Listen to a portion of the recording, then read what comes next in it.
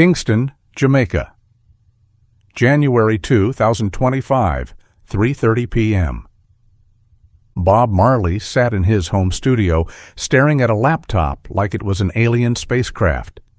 His grandson Johann was trying to explain Spotify for the third time. "Grandpa, it's simple. People pay monthly and they can listen to any song they want." Bob scratched his gray dreadlocks, confused. "So they don't buy the album?" Johann laughed. "Nobody buys albums anymore, Grandpa. They stream." Bob shook his head. At 80 years old, he'd seen the music industry change 1,000 times. But this was different. This felt like magic and theft at the same time. Johann opened Spotify on the laptop and logged into Bob's official artist account. The screen loaded. Bob leaned forward, squinting. Then he saw the number. Monthly listeners, 89.4 million. Bob blinked. That can't be right. 89 million people? Johann grinned. "Every month, Grandpa. Every single month." Bob sat back in his chair, stunned. He'd played to millions over his lifetime. But this? This was different. These weren't people at concerts. These were people in their homes, their cars, their lives, choosing to press play on his music every single day. Johann scrolled down. "Look at this, Grandpa. Your total streams." The number appeared. 8,973,456,284. Bob stared at it. He couldn't even comprehend it. 8 billion? His voice cracked. 8 billion times people listen to my music? Johann nodded. "Actually, 8.9 billion, and it goes up every second." They watched the number refresh. 8,973,456,312. It had gone up by 28 in 5 seconds. Bob's hands started shaking. Not from age, from emotion. Somewhere in the world right now, someone was pressing play on One Love, someone else on Redemption Song, someone else on Three Little Birds, all over the world, all at once. "Show me who's listening," Bob said quietly. Johann clicked on the global map feature. Little dots appeared everywhere: Japan, Brazil, Norway, Kenya, Australia, Russia, every continent, every country. Bob's music was playing simultaneously in hundreds of nations. "These people," Bob whispered, "they don't know me. They never seen me perform, but they know my heart." A single tear rolled down his cheek. Johann had never seen his grandfather cry. Not like this. Not from joy. But then Johann showed him something that broke Bob completely. "Grandpa, look at the playlists people make with your music." He scrolled through user-created playlists. "Music that saved my life." Bob Marley was song number 1. "Songs for when I'm depressed." Three Little Birds was the first track. Music my dad played before he died. Entire Bob Marley albums. Bob read the playlist titles, and his heart shattered in the best way. These weren't just songs to these people. They were lifelines. They were memories. They were therapy. One playlist caught his eye. "For my daughter when she's old enough to understand." Bob clicked on it. The description read, "My daughter is 3 years old. When she's a teenager and the world feels too heavy. I want her to find this playlist and know that her dad believes in her. Bob Marley taught me that love is stronger than fear. I want to teach her the same thing." Bob covered his face with his hands. His shoulders shook. Johann put a hand on his back. "You okay, Grandpa?" Bob couldn't speak. He just nodded. "How do you process the fact that your music, created decades ago, is now teaching fathers how to love their daughters?" "I want to meet them," Bob said suddenly. "Who, Grandpa?" "The people. The ones making these playlists. I want to know their stories." Johann thought for a moment. "I can probably arrange that. We can reach out through social media." Bob wiped his eyes. Do it. I don't want big crowds. I want to sit with them, one-on-one, and hear what the music means. 2 weeks later, Bob sat in a small cafe in Brooklyn. Across from him was Miguel, a 34-year-old construction worker from the Bronx. Miguel had created a playlist called Survived because of this music. Bob wanted to know why. Miguel's hands shook as he spoke. "Mr. Marley, I was going to kill myself 3 years ago. I had the pills in my hand. I was done. But my Spotify was on shuffle, and Three Little Birds came on." Miguel's voice broke. "I hadn't heard that song in years. But when it played, I remembered my mom singing it to me when I was a kid. She died when I was 12. And hearing your voice, it felt like she was in the room telling me everything was going to be okay." Miguel started crying. "I put the pills down. I called a hotline. I got help. And now I'm 3 years clean. I have a job. I'm rebuilding my life. Your music saved me, Mr. Marley. Literally saved my life." Bob reached across the table and held Miguel's hands. "Brother, it wasn't my music. It was your mama's love coming through. I just wrote the song. She made it magic by singing it to you." They sat there for 10 minutes, 2 men crying in a Brooklyn cafe while other customers pretended not to stare.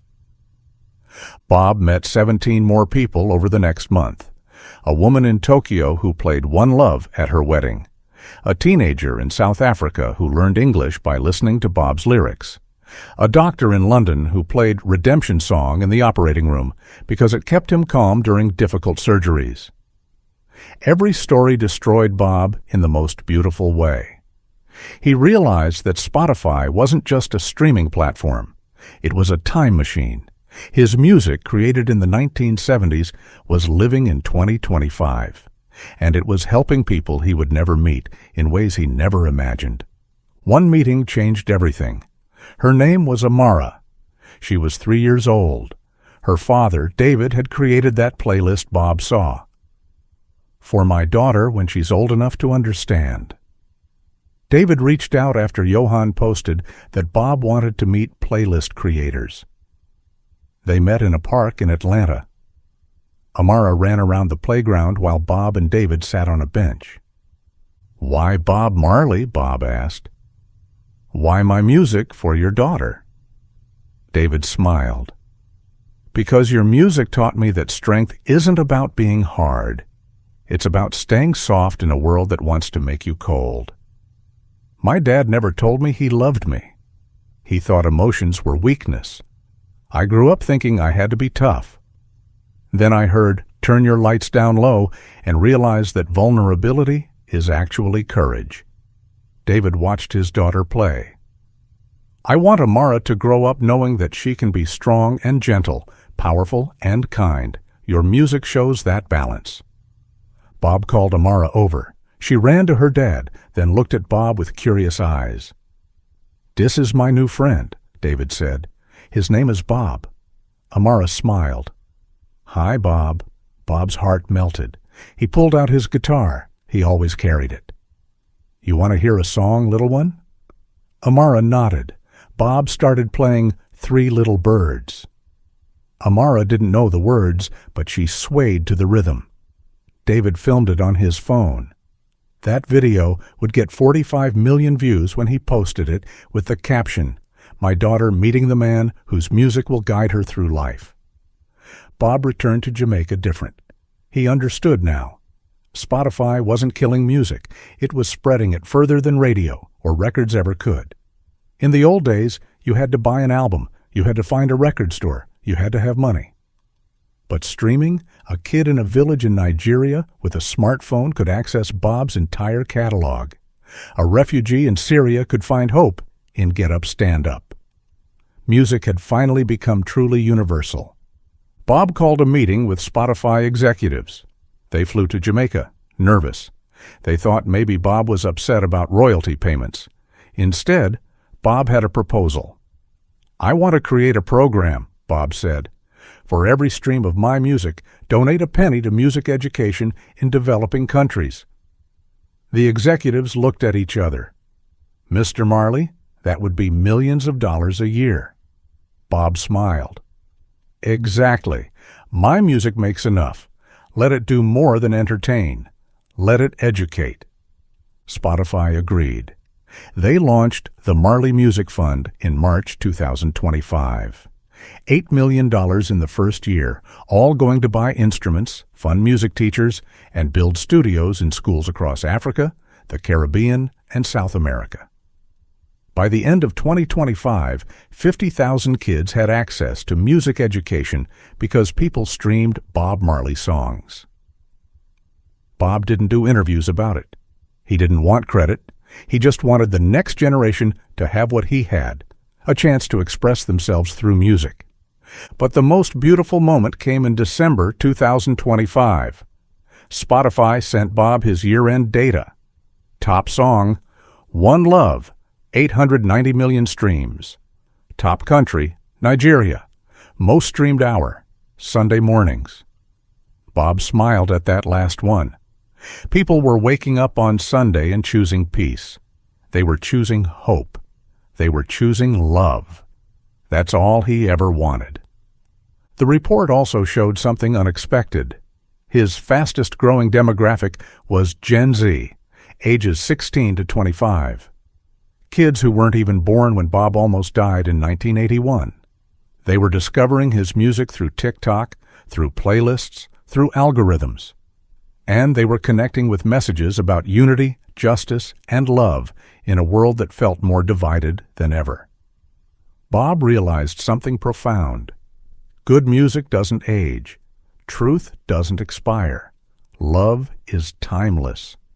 On New Year's Eve 2025, Bob posted a video on Instagram. Just him, sitting in his studio, talking to the camera. To everyone who streamed my music this year, 8 billion times you pressed play. 8 billion times you chose to listen. I want you to know something. I didn't make this music to be famous. I made it because I believed in something. I believed that music could heal, that rhythm could unite, that words could inspire, and watching how you use my music to propose to your partners, to comfort your children, to survive your darkest days. Dad tells me I was right. So thank you for keeping the message alive, for proving that love still matters. One love, always. The video got 150 million views.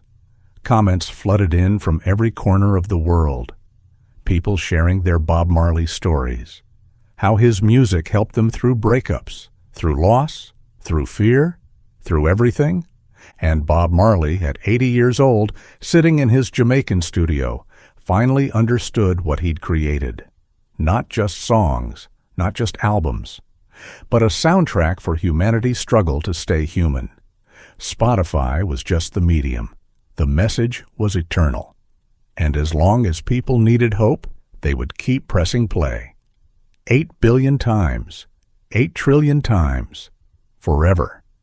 That's what would have happened if Bob Marley lived to see the streaming era. He would have cried. He would have been humbled, and he would have found a way to turn technology into something beautiful. Because that's what Bob Marley always did. He took the tools of the world and used them to spread love. Even at 80, even with billions of streams. He never forgot why he made music in the first place. To remind people that everything was going to be all right.